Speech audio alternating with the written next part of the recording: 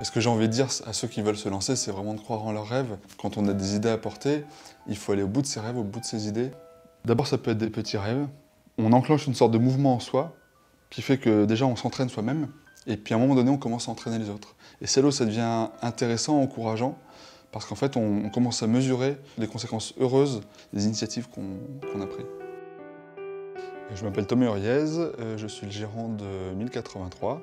C'est une marque de jeans et de baskets entièrement made in France. Nous, en tant qu'entrepreneurs, on n'a pas envie de participer au modèle dont on voit déjà les conséquences malheureuses. Donc on fait autrement.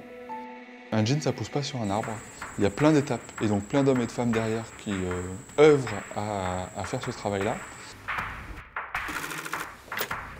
C'est beaucoup moins cher de fabriquer en polluant. Il y a 4 choses qui polluent dans la fabrication d'un jean. Il y a le délavage, qui est l'étape de finition du jean, où là on utilise généralement du sablage ou de la chimie, beaucoup d'eau. Donc ça, ce problème-là, on l'a résolu en investissant dans une machine laser. Ensuite, il y a les transports, puisque souvent le lieu de consommation, le lieu de confection et le lieu de tissage sont différents, donc ça fait beaucoup de kilomètres. Et donc nous, on a relocalisé l'ensemble des étapes de fabrication du jean en France. Filature, teinture, tissage, confection, délavage, tout est fait en France. Ensuite, il y a la teinture.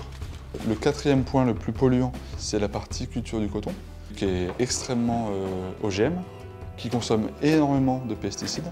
Du coup, ces produits polluent beaucoup plus que les nôtres. L'idée que ce que je transmette fasse sens pour moi est fondamentale.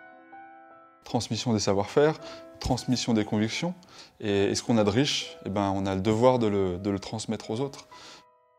My Positive Impact, c'était pour nous comme un cap franchi, d'une part pour la reconnaissance que ça nous offrait, de la part de la Fondation Nicolas Hulot, avec beaucoup plus de retombées presse, beaucoup plus de clients nouveaux. Et ensuite, en termes d'impact de notoriété, de reconnaissance, c'est très important parce que ça nous a permis de toucher une nouvelle communauté de consommateurs éclairés.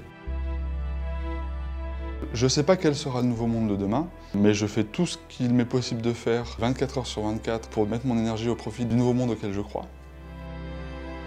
Je veux faire ma part et encourager tous ceux qui peuvent la faire aussi à rejoindre l'équipe et à imposer ce nouveau monde à cette vieille société de consommation qui montre aujourd'hui ses limites.